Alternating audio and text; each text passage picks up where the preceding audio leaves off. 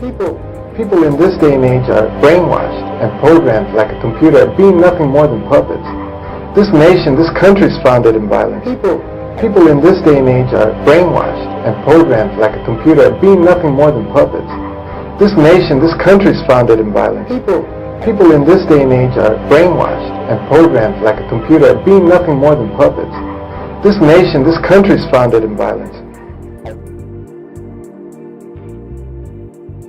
But again, for the people who believe that in order to be able to do monstrous things, you have to be a monster, that's simply not true. That is simply not true. She met Manson when she was just 18, a topless dancer who had left home for San Francisco as a teen, eventually moving into a commune in Haight-Ashbury.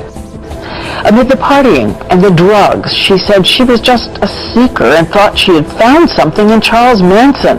She became the fourth young girl to join his family. She had a child there. She says it was his brainwashing and the drugs that drove her to join in the killing of the beautiful and magical pregnant actress Sharon Tate. 1970. Las horribles imágenes de los asesinatos Tate y La Bianca han conmocionado al país por casi un año. Varios hippies están bajo custodia policial culpados de realizar la macabra matanza. ¿Puede Manson mantener el control de sus seguidores desde la prisión para asegurar su inocencia?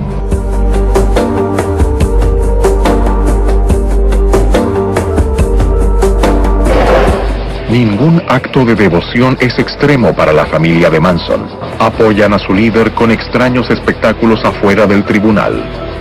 Y nos arrastramos con manos y rodillas desde Sunset Strip hasta el tribunal.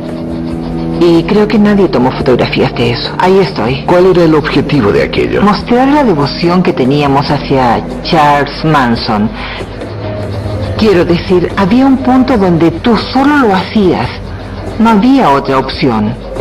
I remember that in my conscience, it's so alive in me, even just recalling it. I remember that I had gone so far and there was no turning back. That even if I had wanted to run, even if I had wanted to leave, I couldn't.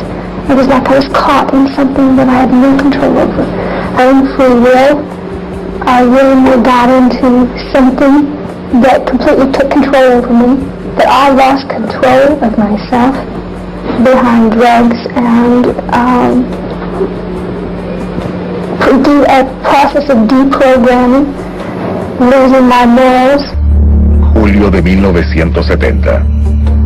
Estados Unidos está pendiente de los juicios de Manson. Charles Manson y varios miembros de la familia enfrentan la pena de muerte por los asesinatos Tate y La Bianca. Porque no podemos ser testigos. Para convencer al jurado que Manson es responsable de los asesinatos, la fiscalía debe romper el hechizo de al menos uno de los seguidores.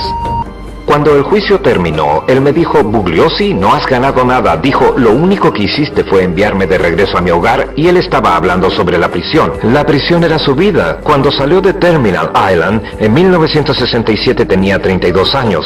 17 de esos 32 años los ha pasado en reformatorios y cárceles.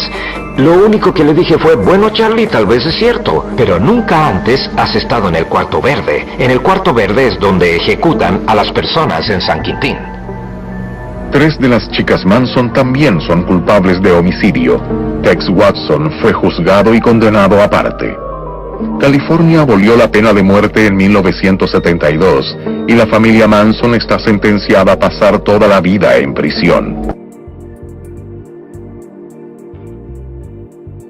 En tanto, Richard Chase, el vampiro de Sacramento, protagonizó 4 días de violencia en los que mató a tiros a una mujer embarazada, a una segunda mujer, al hijo de esta y a 2 personas más para beber su sangre, obedeciendo a voces que le instaban a hacer. Veterans has filed a lawsuit against the CIA and U.S. Army claiming that the government planted remote control devices in their brains. The claims relate to a government program at the U.S. Army's Edgewood Arsenal in Maryland, where scientists tested hundreds of chemical and biological substances on at least 7,800 servicemen. So could this really be happening? Well, joining me to help discuss this is Dr. Colin Ross, president of the Colin A. Ross Institute for Psychological Trauma. Dr. Ross, Tell me, is this really happening? Did the government really take part in mind control experiments on soldiers? What kind of stories have you heard from the survivors of these experiments? I know you've had access to thousands of documents from the CIA. Well, it's just like you just said, there's two kind of streams of information. There's stories from survivors, and then there's the documents. So if I go to the documents first, they're very, very detailed, 15,000 pages plus, and we're starting back in 1950 with projects called Artichoke and Bluebird, which were then rolled over into MK Ultra, which in turn was rolled over to MK Search, and then all the documents stop in 1973. So in that era, 50 to 73, there's a whole host of different types of mind control experiments: hypnosis, LSD, special interrogation chambers, and brain electrode implants. And so there's projects in the CIA documents and in Army records where electrodes are put into dolphins, and the dolphins are directed by remote transmitter to deliver a bomb to a target. And there's a discussion of similar technology in cats and other animals. There's research funded by the Office of Naval Research published in mainstream journals where electrodes are put in the brains of cats, dogs, and their behaviors controlled, and even human beings at Harvard and Yale. So this is absolutely documented fact. And you mentioned that you are convinced that this could still be going on today. What other kind of experiments do you think the CIA could be doing today? Well, I would say intelligence agencies around the world probably have Manchurian Candidate sleepers operative today, and they're using a whole range of techniques to control and create them, which is, in terrorist organizations, there's going to be the religious doctrine part of it, but it's the basic mind control programming technology that we've known about for decades. You control a person's life space, control the information flow, talk to them, convince them, frighten them, terrorize them, soften them up with hypnosis, drugs, which can be IV drugs or drugs by mouth.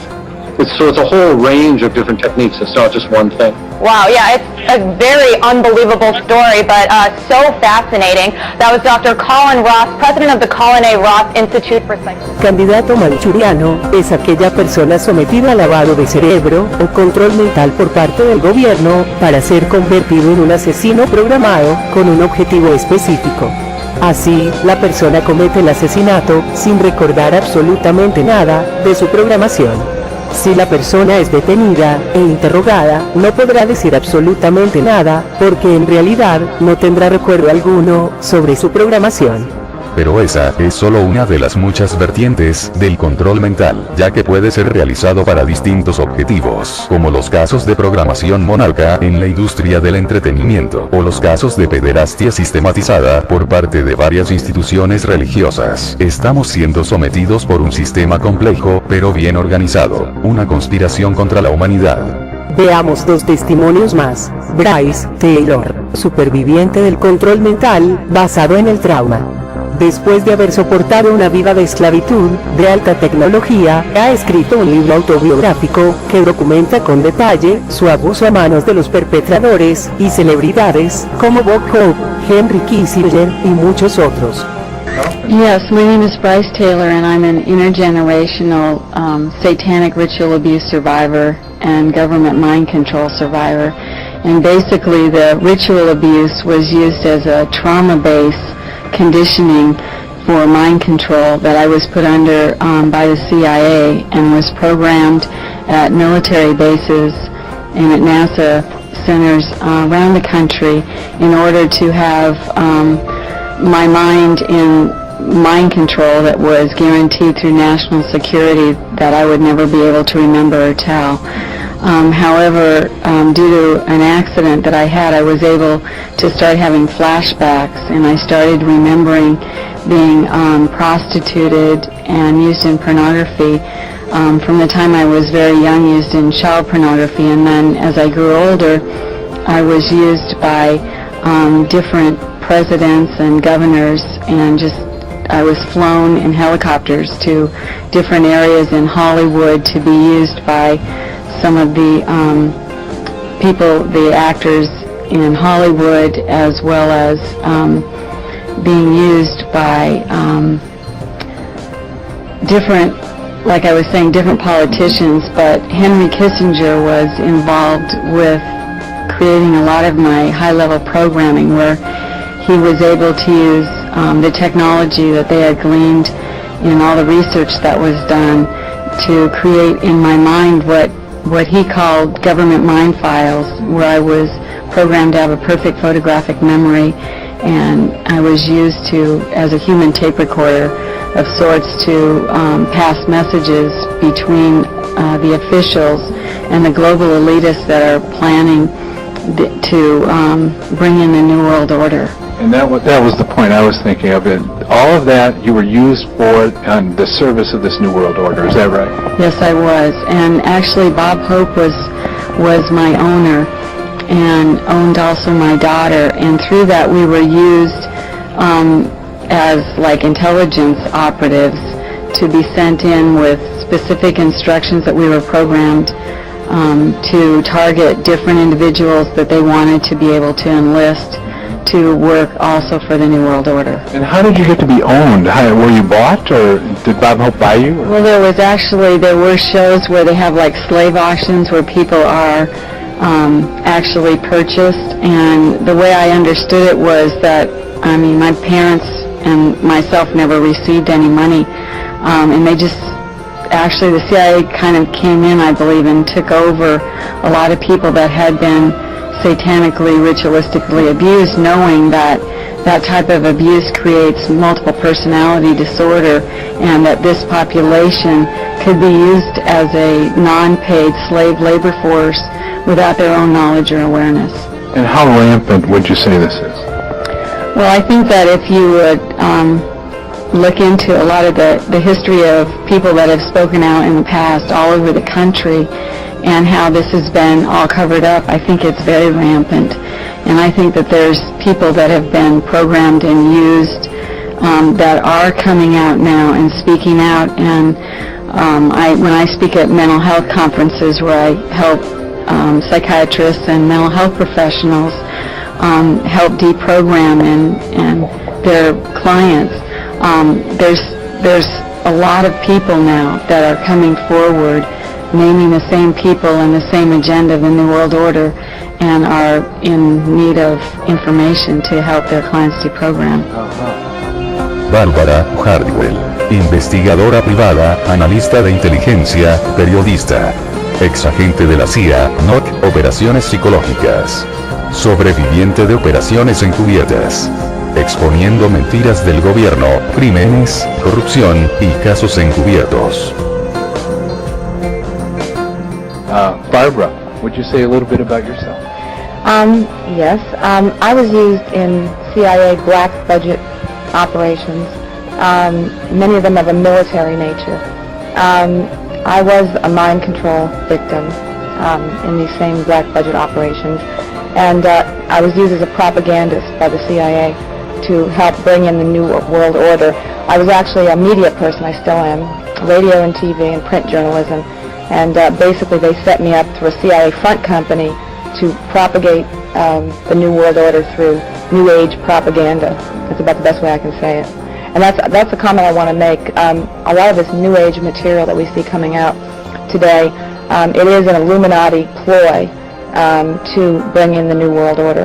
It's sort of a diversionary tactic, part of it. It's a way to get people to be complacent and under mass mind control. And that involves like the trance channeling, all those sorts of things. It's a way to sort of lull people into a false sense of security based on a false spirituality. Bárbara asegura haber sido utilizada como figura mediática, una esclava mental utilizada para decir ante los medios, prensa, radio y TV lo que se le imponía decir. Así, los esclavos mentales son utilizados en distintas ramas para la programación general de la sociedad.